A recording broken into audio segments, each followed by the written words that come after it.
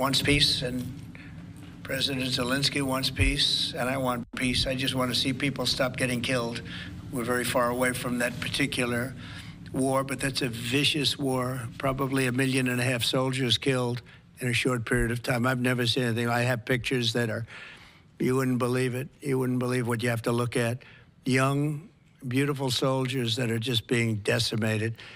And it would be nice to end it immediately. But we had a very good talk with, people didn't really know what President Putin's thoughts were, but I think I can say with great confidence he wants to see it ended also. That's good. And we're going to work toward getting it ended and as fast as possible. It's a horrible situation going over. It's flat land, and the bullet goes off, and the only thing it can hit is a body, a human body, a young human body. And they're losing just tremendous numbers of mostly soldiers. The cities and towns have been largely demolished. It's a shame what's happened to that country. It would have never happened if I were president. That I can tell you. Would have never happened. It's to look at that. And October 7th would have never happened either, by the way, the Middle East. But we'll get it. I think we'll get it.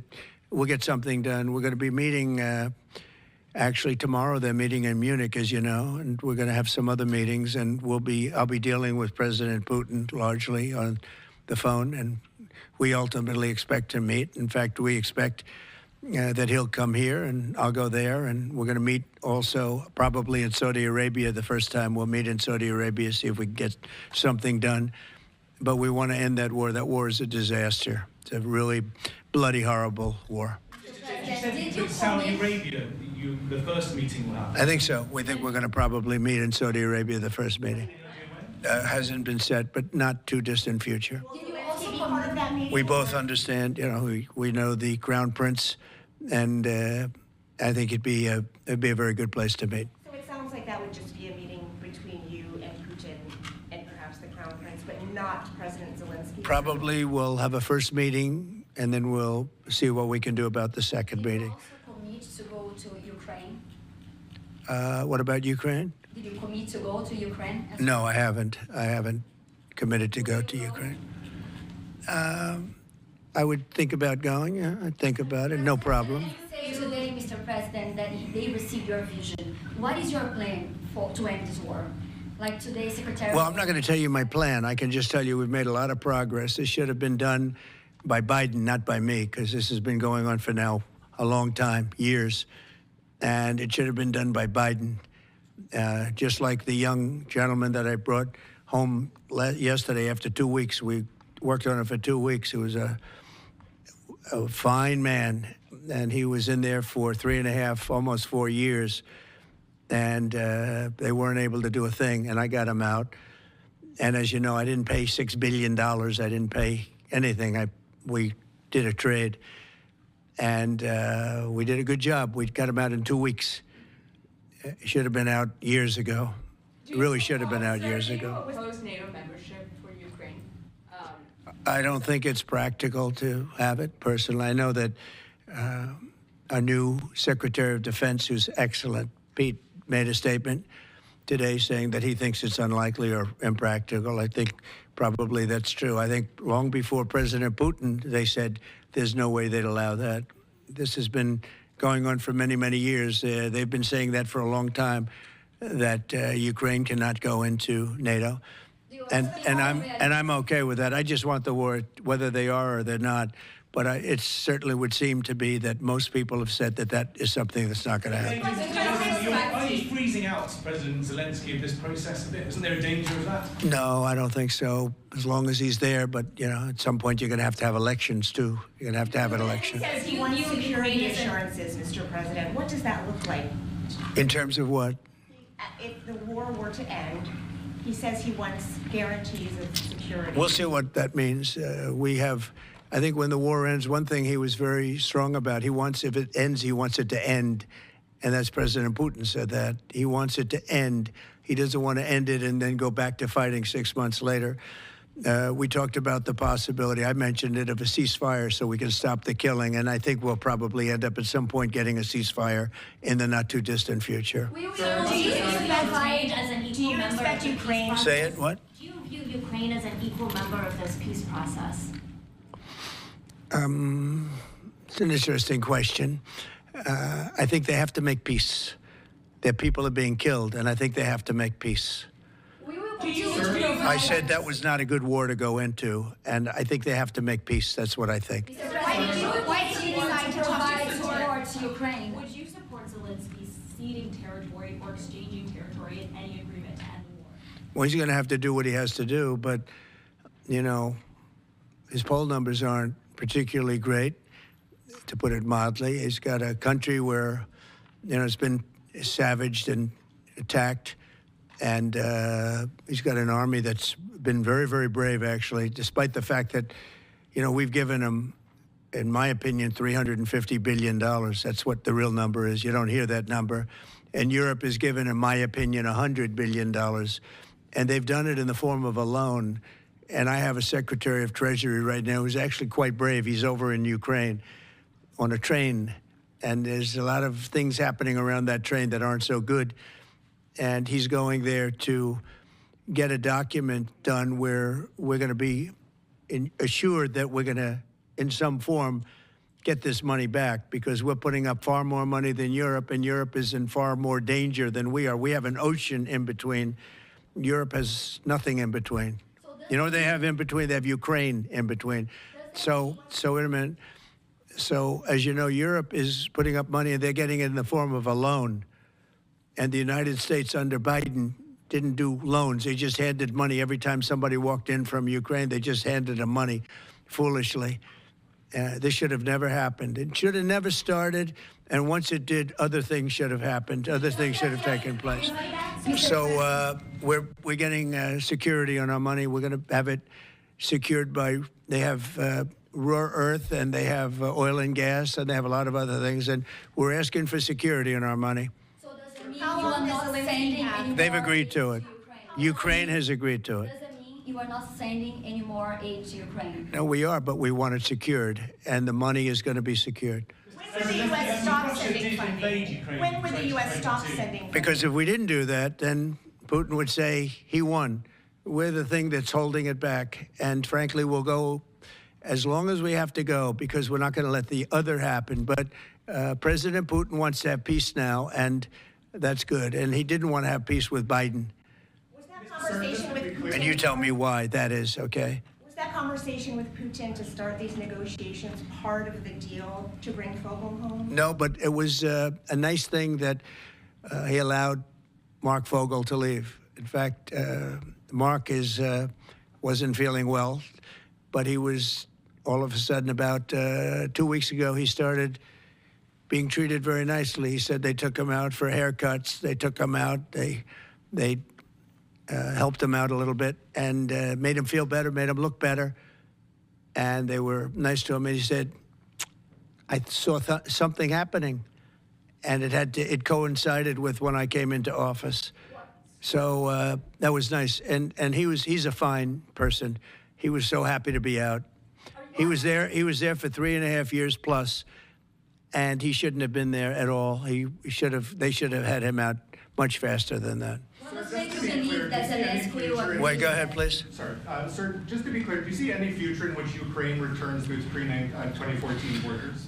Well, I think Pete said today that that's unlikely, right? It certainly would seem to be unlikely. They took a lot of land, and they fought for that land, and they lost a lot of soldiers. But it would just seem to me, and I'm not making an opinion on it, but I've read a lot on it, and a lot of people think that that's unlikely. Some of it will come back. I think some of it will come back. Yeah, some of that land will come back. President, these are ultimately, these are both Russian. Who are you with? Me. Yeah. AFPs. You who? AFP, Agence France Presse. Okay. I just wanted to ask you, the things that the Secretary of Defense was talking about, the 2014 borders and the lack of NATO membership. Ultimately, these are both demands that Russia has made in the past. Is there not a danger of handing Russia a kind of win on this? And what Well- do you believe Zelensky will Well, I think that if you look at the war, the way the war is going, you'll have to make your own determination. I'm just here to try and get peace. I don't care so much about anything other than I want to stop having millions of people killed. Last night, Kiev got hit very, very hard. I want to see people stop getting killed. That war is ridiculous. It should have never happened, and it would have never happened. Yeah, a couple of more questions. Are you planning to sign today? Are you planning to sign an executive order on reciprocal tariffs, sir? Yes, I am. In fact, I may do it today, and if I do it today, I could almost do it right now. Would you like me to talk about it now? I don't want to take anything away from this young lady's day, because this is her day, and I may do it later on, or I may do it tomorrow morning, but we'll be signing reciprocal tariffs. The world has taken advantage of the United States for many years. They've charged us massive tariffs that we haven't charged them. And as you know, I just did something on steel and aluminum, 25%. That'll go up at some point, but 25%, which will level the playing field quite a bit. I did it previously 50%, and Obama was very weak, and Biden was even weaker on steel. The steel was just absolutely, it really started with Obama. The world really took advantage of us, and then that morphed into Biden. And what they did was he was so worried about trying to attack his political opponent that he didn't know what he was doing with respect to countries taking advantage. He should have looked at the countries, both friend and foe, taking advantage of us. So we're going to be doing reciprocal tariffs, which is whatever they charge, we charge, very simply. But we're going to be... Considering exemption, talk about widespread fraud and abuse. Oh, yeah, tremendous fraud. There's tremendous fraud. And it's hard to believe that you can have that kind of fraud. You're talking about are you talking about what? Wait. Which are you talking? You're talking about with regard to all of the investigations that are going on about this stupidity. What we're going to do is tomorrow I'm having a news conference. I'm going to read to you some of the names that hundreds of millions and even billions of dollars have been given to.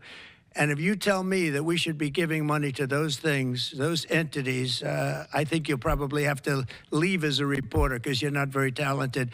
When you look at the kind of money, billions and billions of dollars being thrown away illegally, and there's no chance. I mean, I say it in front of our Attorney General, there's no chance that there's not kickbacks or something going on. When you give millions and millions of dollars to somebody that stands to look at something for 15 minutes and walks away with millions of dollars, that money's coming back in some form. And that's only one form of corruption. The biggest thing is what they do to our country. They're taking massive amounts of money and spending it on items. I went through a list of 200 expenditures that were made, and I found 3 that looked like they were reasonable. Okay, 3. And we'll be talking about that tomorrow. We have a lot of stuff, and I want to commend Elon because he's done he doesn't need this. He's abused by you people every day. He's found more things than anybody could find. I think he's got the credibility to do it. I know he does.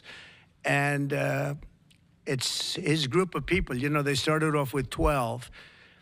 I call them 12 geniuses. They started off with 12, and they went to 20 and 25, and now they're up to almost 100. People are joining to help them because there's a massive fraud that's taken place. And then you have judges that are activists, and they sit there and they say, as an example, $59 million going to a little small group in New York City. You get nothing going to North Carolina to help nothing. They say, we don't have any money because they've given it away on the border.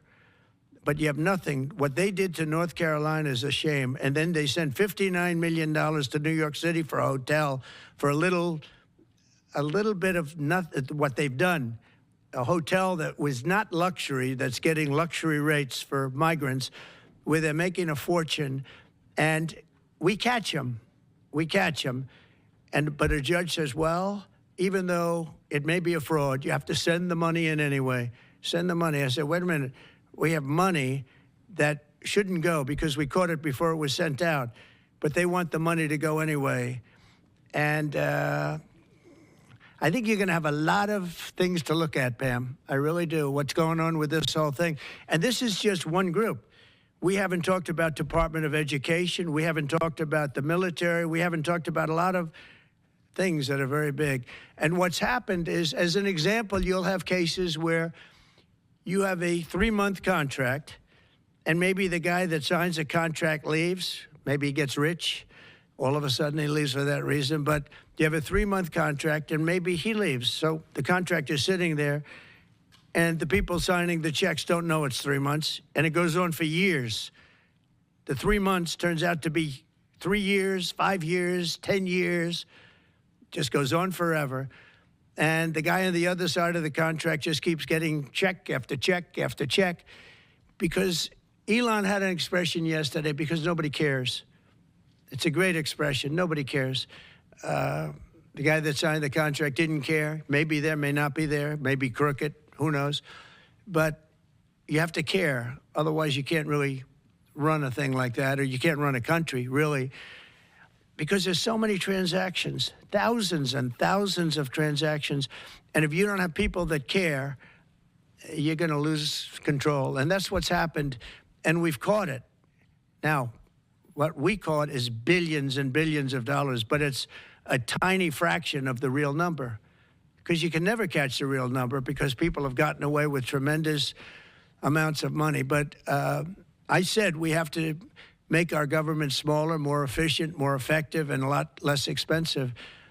And we could find $1 trillion, but we're being hindered by courts, where they file in certain courts where it's very hard to win, and a judge will stop us, and a judge will say that it doesn't make any difference what you find. You just keep paying the money. That's a hell of a way to be. And I follow the courts. I have to follow the law. All it means is that we appeal. But that gives people time to cover their tracks. And that's what they do. So it's a very bad thing that's taking place. But hopefully, if the courts, will be fair. They don't have to be very fair. They just have to be a little bit fair, because this is so egregious what's taken place. Nobody's ever seen anything like it. Nobody's seen numbers like this. These are massive numbers. $9 million for somebody to go and stand in a store and see how people shop. Okay? I mean, you take a look at these things. It's a disgrace. And then you have a country that we want to make America great again. It's very hard to make America great again when you have things like this. And you're going to see the same thing. Department of Education is going to be a disaster. The military, I mean, I see it. Look, I came in, they had a contract done, as you know, for $5.7 billion for airplanes. It was Air Force One with Boeing. 5.7, I got it down to $4 billion, little less than that, 1 penny less than that. $3,999,999 and 99 cents. I said, has to have a 3 in front of it, because I wouldn't sign the contract for $5.7 billion. I was able to cut $1.7 billion off the price, and it didn't take me long. $1.7 billion. If people would care, they'd be able to do that with every single contract that's put before them, and we wouldn't have deficits. We'd have nothing but a tremendously low-taxed, wonderful country. But they have to care. And speaking of that, you know, Boeing, we're not happy with the service we're getting in terms of those planes. They would like to get more money. We're not happy about that whole thing. We signed a very strong contract. I signed a guaranteed maximum contract, which they haven't seen in a long time. And they're saying they're getting hurt by it. But they have to produce the product, and we expect them to produce the product. They have to produce the product. They agreed to build planes at a certain price. They're not used to that. They're used to having time and material contracts, where it's whatever it costs, time and material, no dates, no anything, and it ends up costing 5 times more. You look at some of the ships that have been built. Take a look at the Gerald Ford, the aircraft carrier, the Ford. It was supposed to cost $3 billion. It ends up costing like $18 billion. And they make, of course, all electric catapults, which don't work. And they have all magnetic elevators. They lift up 25 planes at a time, 20 planes at a time. And instead of using hydraulic, like on tractors that can handle anything from hurricanes to lightning to anything, they use magnets. It's a new theory. Magnets are going to lift the planes up, and it doesn't work. and they had billions and billions of dollars of cost overruns. I met the architect. I said, have you designed a ship before? This is one of the biggest ships in the world. It's like landing at LaGuardia Airport. But you look at the kind of waste, fraud, and abuse that this country is going through, and we have to straighten it out. We have great people going into the military in terms of we need ships, we need a lot of things. We have great people we have business people going in. But when you look at what's happened to our purchasing, and when you look at the USAID, when you look at the things that they're giving to them, the billions of dollars that they're giving to, and it doesn't make sense. It is interesting that when you're looking for fraud, you look at items, hundreds of items, and you'll find one or two, maybe, if you're lucky. Here's something where you look at data, and they're all fraudulent. You know, by just looking at the topic, they're all fraudulent, except it's the opposite. You'll find one or two that's like a legitimate reason. So I just want to thank Elon for going through it. I want to thank all the people that are working with him. You know, we have a big group of people. I think the lowest IQ is about 160. That's very high. I think you have a couple of 182s in there, but they're doing a fantastic job. He doesn't need it, and they don't need it, but we're showing things, and it's going to be it's a big. People have no idea how important it is. Yeah. So how soon do you want the Department of Education to be closed? Oh, I'd like it to be closed immediately. Look, the Department of Education's a big con job. We're ranked, so they rank the top 40 countries in the world. We're ranked number 40th. But we're ranked number 1 in one department, costs per pupil. So we spend more per pupil than any other country in the world, but we're ranked number 40. We've been between 38 and 40. The last time I looked, it was 38, and then I looked 2 days ago, it came out the new list. It came out at number 40, so we're ranked 40. Norway, Denmark, Sweden, I hate to say it, China, as big as it is, it's ranked in the top 5. And that's a primary competitor. We're ranked number 40. So if we're ranked number 40, that means something's really wrong, right? And I say send it back to Iowa, to Idaho, to Colorado. Send it back to places that, and a lot of Indiana. You have a great new governor. You have a great senator that Jim Banks just got elected. You got great people. I'll tell you what, Indiana's going to be fantastic. We probably have 35, maybe 37 states that will do as well as Denmark, Norway, Finland, Sweden.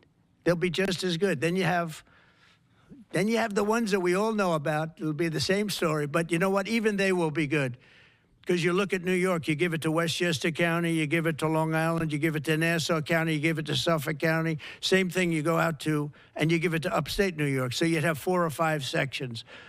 You give it to Manhattan. Manhattan's a little bit tougher for some reason. I don't know why it would be tougher, but it is. You give to California, and you go to various areas outside of Los Angeles, and you might have 6 or 7 different subgroups.